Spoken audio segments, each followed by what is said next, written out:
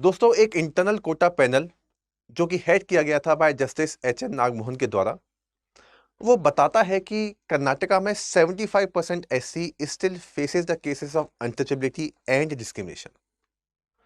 अब आप देखिए कि ये एक महज नंबर नहीं है, बल्कि ये एक सच्चाई है जो हमारी कास्ट की असली तस्वीर बताता है। अगर इस डेटा को देखें ध्यान से तो आप देखोगे 75% of SC in Karnataka, they face the cases of untouchability, they face the cases of discrimination। वहीं पर ही ब्रेक डाउन करने की कोशिश करें तो 15 कास्ट हाई डिस्क्रिमिनेशन वहां पर आपको देखने को मिलेगा, 28 कास्ट के अगेंस्ट मॉडरेट डिस्क्रिमिनेशन, 38 कास्ट लो डिस्क्रिमिनेशन, 22 कास्ट नो डिस्क्रिमिनेशन। आप देखोगे यहाँ पर एक सर्वे जो किया गया है, ये जो इंटर कोटा पैनल है इसका जो सर्वे किया गया था, वहां पर देखा गया, वहां पर एग्जामिन करने की कोशिश की गई कि जो एससी की जो सबकास्ट होती है कर्नाटका में, वहां पर लेवल ऑफ डिस्क्रिमिनेशन क्या है। और रिजल्ट निकल के आता है कि 75% of SC they faces the cases of they faces some degree of untouchability, high, moderate, low और नन। अब जब हम डिस्क्रिमिनेशन की बात करें तो डिस्क्रिमिनेशन जनरली एक नेगेटिव बिहेवियर होता है। आप देखोगे इंडिया में ऑलरेडी काफी सारे कॉन्स्टिट्यूशनल सेफगार्ड अवेलेबल हैं, जैसे कि फॉर एग्जांपल हम बात करें आर्टिकल 14 जो बात करता है इक्वलिटी बिफोर लॉ की, आर्टिकल नंबर 15 जो कहता है बैन करता है डिस्क्रिमिनेशन को इन पब्लिक प्लेसेस, आर्टिकल 17 है हमारे पास जो काफ़ी पहले ही अनटचेबिलिटी को बैन कर चुका है, 46 promotion of SC/ST educational and their economical interest, SC/ST prevention act को भी ऐड किया गया था जो इनकी प्रोटेक्शन की बात करता है, इनके अधिकारों की बात करता है। अब आप देखो कि इतने सारे कॉन्स्टिट्यूशनल सेफगार्ड अवेलेबल होने के बावजूद भी 21वीं सदी में आपको काफ़ी सारे ऐसे केसेस देखने को मिलेंगे जो दर्शाते हैं कि हमारे समाज में, हमारे देश में आज भी कास्ट बेस्ड डिस्क्रिमिनेशन एग्जिस्ट करता है। तो अगर हम इसको समझें कि ऐसा क्यों है, तो रीजंस हमको देखने पड़ेंगे फ्रॉम सोसाइटल बेसिस। आप देखोगे कि सोसाइटी के अंदर काफ़ी सारे डीप रूटेड एटीट्यूडनल प्रॉब्लम्स हैं, काफ़ी सारे डीप रूटेड प्रेजुडाइसेस और बायसेस हैं, जिसकी वजह से ये प्रॉब्लम अभी भी एग्जिस्ट करती है। अगर with the help of these safeguard अगर ये रोक पाते हम इनको, तो ये काफ़ी पहले रुक जाती। लेकिन ये सारे के सारे प्रिवेंटिव मेजर्स भी आप देख पाओगे ये असरदार नहीं है, क्योंकि हम डीप में जाकर, गहराई में जाकर इस प्रॉब्लम को समझ नहीं रहे हैं। और जब तक हम लोगों का एटीट्यूड चेंज नहीं करेंगे, जब तक हम लोगों के समाज में से जो बायसेस हैं, जो प्रेजुडाइसेस हैं, उनको रिमूव नहीं करेंगे, तब तक हम इस प्रॉब्लम को सॉल्व नहीं कर सकते। ऐसे काफ़ी सारे केसेस हम और देखेंगे, क्या क्या रीज़न है उसको भी देखने की कोशिश करेंगे। अभी रिसेंटली आप देखोगे काफ़ी सारे केसेस आपको देखने को मिलेंगे जो दर्शाते हैं कास्ट बेस्ड डिस्क्रिमिनेशन को। अगर देखिए आप थोड़ा नज़र डालने की कोशिश करते हैं, कर्नाटका जैसे सर्वे किया गया तो यहाँ पर गवर्नमेंट का पैनल बैठता है और बताता है कि 75% एससी रिपोर्ट अनटचेबिलिटी इन डेली लाइफ। तो मतलब है ये एग्जिस्ट करता है। अब देखो आप, ये जो डिस्क्रिमिनेशन है ये भी आपको अलग अलग फॉर्म में देखने को मिलेगा। तमिलनाडु में आप देखो स्ट्रक्चरल बेसिस पर डिस्क्रिमिनेशन है, कास्ट वॉल बनी है एक। काफी सारे विलेजेस में आप देखोगे physical walls are built to keep Dalits away from dominated caste areas. तो आप देखोगे this is discrimination literally built into the environment. जहां पर हम रहते हैं, जहां पर लोग सर्वाइव करते हैं, घरों में, आसपास, गांव में प्रॉपर एक वॉल क्रिएट कर दी गई है ताकि अनटचेबल जो है या जो दूसरी डिस्क्रिमिनेशन, दूसरी जो सोसाइटी या दूसरी कम्युनिटी के लोग हैं वहां पर आ ना सके। ये क्लियर मैसेज सेंड करते हैं कि यू डोंट बिलोंग हियर। ये रियलिटी है जो आज भी एग्जिस्ट करती है काफी सारे गाँव में। इसके अलावा आप देखोगे गुजरात में ऑक्यूपेशनल जो अलग तरीके का, अभी हमने देखा एक स्ट्रक्चर बेसिस पर कैसे डिस्क्रिमिनेशन है। ऑक्यूपेशनल बेसिस पे आप देखोगे हेयर कट बैन। आप देखेंगे ये जो विलेज है यहाँ पर Dalit were not allowed to get a haircut at local barbers. Okay, for decades they had to go elsewhere. तो ये बताता है कि किस तरीके से जॉब में, सर्विसेज में भी उनको रिमाइंड किया जाता है कि आप अलग हैं, हम अलग हैं। ओके, ये जो डिस्क्रिमिनेशन है, ये जो आप देखोगे ये जो प्रैक्टिसेस हैं अभी भी एग्जिस्ट करती हैं। तेलंगाना में आप देखेंगे ritual services based exclusion, 2 glass system. काफी सारी टी शॉप पर Dalits are given tea in separate cup, all glasses. ठीक है, other get normal glasses, Dalits get special one to park them as different. तो ये आप देखोगे डेली लाइफ जो ह्यूमिलिएशन है या जो डेली बेसिस पर ये चीजें होती हैं काफी आपको देखने को मिलेगी। इवन आप देखेंगे काफी सारे स्पोर्ट में, काफी सारे जो खेल इंडिया के अंदर खेले जाते हैं, वो जो प्लेयर्स होते हैं जब वापस आते हैं अगर हार जाते हैं तो उनके खिलाफ भी काफी सारे कास्ट बेस्ड रिमार्क आप देख पाएंगे। तो ये चीजें एग्जिस्ट करती हैं। इसके अलावा आप देखोगे वाराणसी में आप देखोगे यहाँ पर इंटरसेक्शनलिटी आपको देखने को मिलेगा, यानी कि दो तरीके का आपको जेंडर प्लस कास्ट हरेसमेंट आपको देखने को मिलेगा। A Dalit girl in hostel was harassed both for the caste also and for gender also. ये क्या बताता है? ये बताता है कि डबल लेवल पर डिस्क्रिमिनेशन हो रहा है। ओके, तो दलित की होने की वजह से भी और एक विमेन होने की वजह से भी ऐसे काफी सारे आपको caste based discrimination, gender based discrimination, occupational based discrimination आपको इंडियन सोसाइटी में देखने को मिलेंगे आज के टाइम पर भी, जब हम कहते हैं कि हम इतने मॉडर्न हो चुके हैं। अब आप देखो कि अगर ये प्रॉब्लम रहेंगी लोगों के बीच में तो किसी भी देश का विकास करना, डेवलप करना काफी मुश्किल है। और ये सब क्यों होता है, इसके रीजन को समझना बहुत इंपॉर्टेंट है। अब जनरली आप देखो कि जितनी भी पॉलिसीज आती हैं, जितनी प्रिवेंटिव मेजर्स आते हैं, वो उसको रोकने की कोशिश करेंगे। कुछ हो गया, उसके बाद हमने एक एक्शन लिया, रोकने की कोशिश की, कुछ और होता है, फिर एक्शन लिया, उसको रोकने की कोशिश की, लेकिन हम गहराई में, डीप में जाने के बारे में बात नहीं करते। तो जब हम डेप्थ में जाएंगे तब हमें समझ में आएगा कि समस्या क्या है और इस समस्या के क्या क्या सॉल्यूशंस हो सकते हैं। तो आप देखिए यहाँ पर ये होता क्या है, what are the reasons, what are the psychological framework behind this.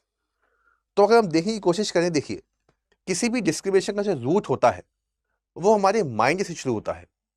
हमारे माइंड में एक बिलीफ जनरेट होता है, उस बिलीफ के बेसिस पर हम कोई भी एक्शन करते हैं। जैसे मान लीजिए हमारे अंदर एक बिलीफ है कि विमेन आर बैड ड्राइवर्स, तो उसी के बेसिस पर हम जनरली देखेंगे, कभी भी मान लीजिए कोई गाड़ी का एक्सीडेंट होता है तो हम जनरली कंसिडर करेंगे कि उस लड़की ने सही तरीके से गाड़ी को ड्राइव नहीं किया, क्योंकि हमारे माइंड के अंदर ये बिलीफ ऑलरेडी है। अब ये बिलीफ कैसे आते हैं? ये बिलीफ आते हैं लोगों को देख देख कर। आप देखोगे हम सोशल लर्निंग करते हैं, सोसाइटी में लोगों को देख देख कर चीज़ों को सीखते हैं। जैसे बच्चों की हम बात करें, बच्चों के अंदर ये जो कास्ट एटीट्यूड आते हैं, फैमिली से, कम्युनिटी रिचुअल से, मीडिया से निकल के आते हैं। फैमिली नैरेटिव्स आप देखोगे, कहाँ पर बैठना है, किसके साथ खाना है, प्यूरिटी पॉल्यूशन आप देखोगे, ऐसे आइडियाज़ काफ़ी बताए जाते हैं, उनके साथ रहना है, उनके साथ जाना है, ऐसे लोगों के साथ में रहो, ऐसे लोगों के साथ में ना रहो। तो बच्चे आप देखोगे, जब बच्चों का जो माइंड होता है, वो ब्रेन जो होता है वो मैच्योरिटी वाली स्टेज पर है, वो प्रॉपर तरीके से मैच्योर अभी तक हुआ नहीं है, और उसी टाइम पर ही हमने उनके अंदर इस बिलीफ को डाल दिया, इस बिलीफ को बता दिया। ऐसे ही काफ़ी सारे कम्युनिटी रिचुअल्स जो होते हैं, सेपरेट टेम्पल, सेपरेट डाइनिंग, अब ये सब बच्चा देख रहा है। मीडिया के अंदर अलग अलग स्टीरियोटाइपिकल बिहेवियर दिखाए जा रहे हैं, जैसे विलेन का role, low caste portrayals in cinema, ये दिखाया जा रहा है। तो इन सब चीज़ों को देख देख कर बच्चा सीखता है, बच्चा देखता है, बच्चे के माइंड के अंदर एक स्टीरियोटाइपिकल फ्रेमवर्क फॉर्म होता है, प्रिजुडाइसेस फॉर्म होते हैं। प्रिजुडाइसेस का मतलब क्या हो गया? Pre judgement. वो पहले ही जजमेंट क्रिएट कर देता है, और उस जजमेंट के बेसिस पर जो उसके अंदर, माइंड के अंदर है, जो उसका मेंटल फ्रेमवर्क है, उस मेंटल फ्रेमवर्क के बेसिस पर उस मेंटल फ्रेमवर्क को अपने बिहेवियर में रिफ्लेक्ट करता है और लोगों के प्रति डिस्क्रिमिनेट करना शुरू कर देता है।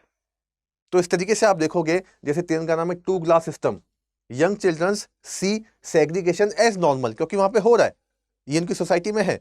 तो इस वजह से ये चीज़ जो होती है आगे बढ़ती हुई जाती है, जनरेशन बाय जनरेशन आगे बढ़ती जाती है, क्योंकि बच्चे देख रहे हैं तो बच्चे वही करेंगे, फिर वो बच्चे बड़े होंगे, फिर वो अपने बच्चों को बताएंगे। तो ये प्रोसेस आप देखोगे नेवर एंडिंग होती है, क्योंकि सोसाइटी में ही ये चीज़ें हैं। अब अगर हम इन सब चीज़ों को चेंज कर दें, अगर हम फैमिली के नैरेटिव्स बदल दें, कम्युनिटी के रिचुअल्स को बेटर कर दें, और मीडिया में जिस तरीके से स्टीरियोटाइपिकल बिहेवियर दिखाए जाते हैं उनको चेंज कर दें, तो हम काफ़ी हद तक इस प्रॉब्लम को सॉल्व कर सकते हैं। लेकिन हम इसके बारे में नहीं सोचते, जो एक प्रोएक्टिव तरीका है। ये सब होने के बाद फिर जो रिजल्ट आता है हम उसको ठीक करने की कोशिश करते हैं। ऐसे ही आप देखो, एक बहुत इंपॉर्टेंट कंसेप्ट होता है, उसको हम बोलते हैं कॉग्निटिव डिसोनेंस। कॉग्निटिव डिसोनेंस क्या बोलता है कि हर एक इंसान इस जिंदगी के अंदर मेंटल कंफर्ट, यानी कि शांति में रहना चाहता है। अब होता क्या है, जनरली आप देखो ये बिलीफ चलता आ रहा है, जैसे अनटचेबिलिटी एक प्रैक्टिस थी रिलीजन में, तो उस रिलीजन को लोग मानते थे, उनका ये बिलीफ था। अब सरकार ने कर दिया उसको बैन, तो ये कॉन्फ्लिक्ट हो गया, क्योंकि रिलीजन कल्चर में कुछ और है, सरकार ने कुछ और कह दिया, तो हम किसकी बात माने? तो ये जो ओवरलैप हो जाता है, इस टेंशन को रिड्यूस करने के लिए वो जो लॉ होते हैं उनको मानना बंद कर देते हैं। जैसे कि people feel tension when law says all are equal but culture says untouchability is necessary. तो ये दो अलग अलग तरीके के बिलीफ आ गए, दो अलग अलग तरीके के बिलीफ के साथ में आप नहीं रह सकते। जैसे मान लीजिए, अगर आप हेल्दी लाइफ स्टाइल के ऊपर विश्वास रखते हैं, कोई इंसान अगर हेल्दी लाइफ स्टाइल के ऊपर विश्वास रखता है और अगर वो कहता है कि स्मोकिंग कॉजेस कैंसर, और वो रेगुलर बेसिस पर स्मोकिंग भी करता है, तो ये अलग अलग बिलीफ है। उसको या तो स्मोकिंग को क्विट करना पड़ेगा या उसको अपना बिलीफ चेंज करना पड़ेगा कि स्मोकिंग से कैंसर नहीं होता, तभी वो शांति में रह सकता है। अब ऐसे ही एक बिलीफ ये है और एक बिलीफ ये है, आप नहीं रह सकते। आपके अंदर डिस्कम्फर्ट आएगा, डिसोनेंस आएगा, और इसको कम करने के लिए आप डिस्क्रिमिनेशन को जस्टिफाई करोगे। क्यों ऐसा कहोगे? क्योंकि ये तो ट्रेडिशन है। प्योर करने के लिए, लोगों को प्योर करने के लिए हम इस तरीके की एक्टिविटीज में अपने आप को इन्वॉल्व कर रहे हैं। तो इस तरीके से आप देखोगे डिसोनेंस भी बताता है कि कैसे हम, क्यों डिस्क्रिमिनेशन इतने ज्यादा आप देख पाएंगे सोसाइटी के अंदर। तो ये भी एक थ्योरी है, ये भी कंसेप्ट है। इसको समझते हुए इस बिलीफ को लोगों के अंदर चेंज करना पड़ेगा।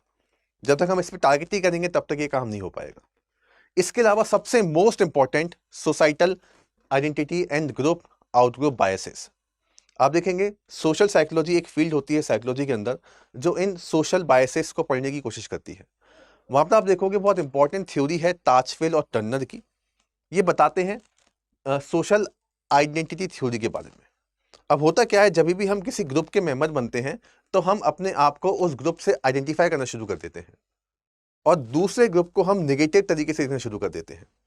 तो पीपल डिफाइन देमसेल्व्स विया ग्रुप मेंबरशिप। मान लीजिए कोई भी अगर एक कोई इंसान कोई भी अपर कास्ट आइडेंटिटी अगर उस ग्रुप में शामिल होता है तो वो इसको मेंटेन करेगा हमेशा। और वो कैसे मेंटेन करेगा? वो उस चीज को मेंटेन करेगा by keeping out group F S inferior, क्योंकि वो ऑलरेडी एक अपर कास्ट आइडेंटिटी से बिलोंग करता है।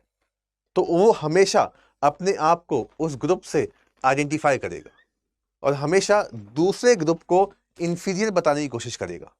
क्यों? क्योंकि वो चाहता है कि मेरा ग्रुप हमेशा आगे रहे, मेरा ग्रुप हमेशा महान रहे, मेरा ग्रुप हमेशा स्ट्रांग है, दूसरे का ग्रुप इंफीरियर है, दूसरे का ग्रुप बेकार है। ऐसा आप सब जगह देख पाओगे। बीजेपी कांग्रेस अलग अलग ग्रुप है, तो बीजेपी सुपीरियर अपने आप को बताएंगे और दूसरे को इंफीरियर बताएंगे। ये एक सोशल फिनोमेना है जो सब जगह आपको देखने को मिलेगा। ऐसा ही आप देखोगे इन ग्रुप, इन कास्ट के बेसिस पे भी होता है। इन ग्रुप को आप करोगे फेवरेटिज्म, आपको उनकी सारी बातें पसंद आएंगी, और वहीं दूसरे जो ग्रुप हैं उनकी आपको कोई बात पसंद नहीं आएगी, उन पे आप डेरोगेटरी रिमार्क मारोगे। ठीक है, जैसे गुजरात का जो हेयर कट बैन था वो यही बताता है। तो इस तरीके से ये थ्योरी भी समझाने की कोशिश करती है कि क्यों इतने सारे प्रेजुडिसेस और डिस्क्रिमिनेशन सोसाइटी के अंदर है। और इन सब का देखो आप दलित साइकोलॉजी के ऊपर काफी गहरा कॉन्सिक्वेंसेस निकल के आते हैं। आप देखोगे स्टिग्मा और जो इंटरनलाइजेशन है, जैसे फॉर एग्जांपल जो अरविंद गॉफमैन है वो बताते भी हैं कि दलित जो होते हैं वो इन सब चीज़ों को इंटरनलाइज कर देते हैं। उनको लगता है कि ये यही होना है हमारे साथ में, हम कुछ भी कर लें हम इस कंडीशन से रिमूव नहीं कर सकते। ये एक साइकिल बनती हुई चली जाती है। आप देखोगे stereotype set, okay, performance drop when one is reminded of negative caste stereotype. उनको लगता है कि हम कुछ भी नहीं कर सकते क्योंकि हमारे साथ हमेशा ऐसा होता हुआ है और आगे भी हमेशा ऐसे ही होता हुआ आएगा। तो after repeated discrimination victim stop resisting, वो रेजिस्ट नहीं करते। अगर उनके साथ कुछ डिस्क्रिमिनेशन बिहेवियर हो रहा है तो वो उसको एक्सेप्ट कर लेंगे। उनको लगता है कि यही हमारी डेस्टिनी है, यही हमारी आइडेंटिटी है। आपने काफ़ी सारी मूवीज के अंदर भी देखा होगा, वो रिएक्ट करना ही बंद कर देते हैं। लर्न हेल्पलेसनेस उनके अंदर आ जाता है, उनको लगता है कि कोई हमें इस कंडीशन से बाहर निकाल ही नहीं सकता, और डेफिनेटली इसके काफ़ी सारे मेंटल हेल्थ इंपैक्ट आएंगे। और यही चीज़ आप देखोगे आगे बढ़ती हुई चली जाएगी, जिसको हम बोलते हैं इंटरजनरेशनल ट्रॉमा। ठीक है, so this experiences of humiliation pass down through family narratives also. तो आप देखोगे ये काफ़ी गहरा साइकोलॉजिकल सिस्टम है जो हमारी इंडियन सोसाइटी में एग्जिस्ट करता है, और जिसकी वजह से ये सारे के सारे इश्यूज पनपते हैं। जो हमने इश्यूज देखे, आप देखोगे सोशल आइडेंटिटी थ्योरी, सेकंड हमने देखा कॉग्निटिव डिसोनेंस का कंसेप्ट, और थर्ड हमने देखा सोशल लर्निंग, लोगों को देख देख कर कैसे हम इन सब चीज़ों को सीखते हैं। अब इसी तरीके से इनको चेंज करने के कुछ तरीके हैं, अगर हम इन पर फोकस करें तो बेटर काम हो सकता है। जिसमें सबसे अच्छा तरीका आप देखोगे education and value based learning. NCERT में काफ़ी सारी गाइडलाइंस ऐसी मेंशन कर रखी हैं, लेकिन आप फिर भी आप देखोगे हमारे करिकुलम में भी काफ़ी सारे ऐसे इमेजेस देख पाओगे, आप देख पाओगे जहाँ पर भी डिस्क्रिमिनेशन काफ़ी दिखाया जाता है। जैसे जेंडर डिस्क्रिमिनेशन की बात करें, जब भी कोई एक पायलट, किताबों में, बच्चों की किताबों में कोई पायलट का कोई इमेज आएगा तो हमेशा portray by a man, but on the other एक नर्स का जब भी पोर्ट्रे आता है तो हमेशा it is given by a women. तो आप देखोगे हमारे एनसीईआरटी में या हमारी करिकुलम में भी ये सब चीज़ें देखने को मिलती हैं। तो वैल्यू बेस्ड लर्निंग का होना बहुत इंपॉर्टेंट है, एजुकेशन का सही तरीके से जाना बहुत इंपॉर्टेंट है। प्रोग्राम जैसे सामाजिक सामरसता कैंपेन, ठीक है, मूवीज जो हम देख देख के सीख रहे हैं तो अच्छी मूवीज बनाओ, जय भीम हो गया, आर्टिकल 15 हो गया, ये जो मूवीज़ होती हैं, ये मीडिया अगर दर्शाएगी तो यहाँ से रोल ऑफ मीडिया भी बहुत इंपॉर्टेंट निकल के आता है। उसके अलावा देखिए 2 कंसेप्ट और होते हैं, कॉन्टेक्ट हाइपोथेसिस और सुपर ऑर्डिनेट गोल। इनकी बेसिस पर भी हम सोसाइटी के अंदर ये जो बढ़ते हुए डिस्क्रिमिनेशन है इनको कम कर सकते हैं। जैसे कॉन्टेक्ट हाइपोथेसिस जो है, काफ़ी फेमस नाम है एलपोर्ट।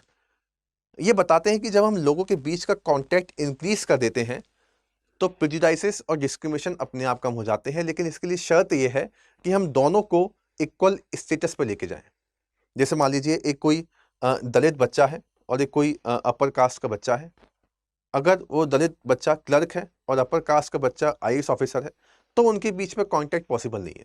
तो पहले जो दलित बच्चा है हमें उसको बराबर स्टेटस पे लाना पड़ेगा, उसको भी हमें आईएएस ऑफिसर बनाना पड़ेगा बाय गिविंग रिजर्वेशंस, जो होता भी है आप देखोगे इंडिया में। तो हम उसको लेवल तक लेके आएंगे और फिर उनके बीच का कॉन्टैक्ट हम बेटर कर सकते हैं। उनको हॉस्टल में एक ही रूम में रखिए, ठीक है, और वो उनकी बातचीत होगी, साथ में काम करेंगे, intercaste schools, hostels, work places.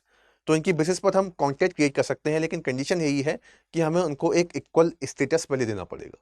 और इसी इक्वल स्टेटस को देने के लिए आप देखोगे इंडिया के अंदर जो रिजर्वेशन पॉलिसीज है वो होती है, अलग अलग कोटा आप देख पाओगे, इसलिए होते हैं। ठीक है, तो ये एक तरीका है। दूसरा आप देखोगे सुपर ऑर्डिनेट गोल। उन सब लोगों को आप एक कॉमन गोल दे दीजिए। आप देखना जब भी कोई भी कास्ट हो, कोई भी रिलीजन हो, जब उनको एक कॉमन गोल मिलता है तो सब लोग साथ में आ जाते हैं। आप देखो इंडिया में जब भी कोई नेचुरल कैलेमिटी आती है, या फिर आप देखोगे जब भी कोई इंडिया पाकिस्तान का मैच होता है तो सारे लोग साथ में आ जाते हैं।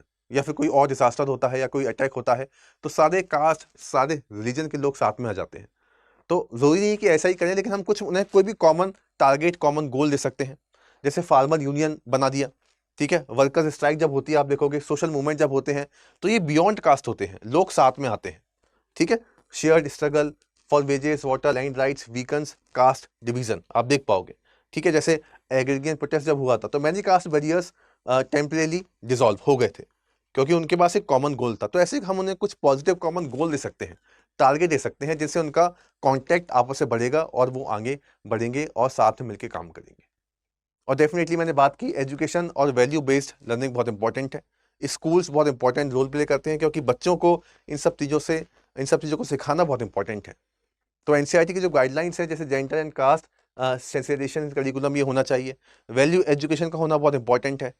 वैल्यू एजुकेशन, एम्पैथी का कंसेप्ट बच्चों को हम सिखाएं, जो एथिकल बिहेवियर होते हैं हम बच्चों को स्कूल से ही सिखाएं तो काफ़ी बेटर रिजल्ट निकल के आ सकते हैं।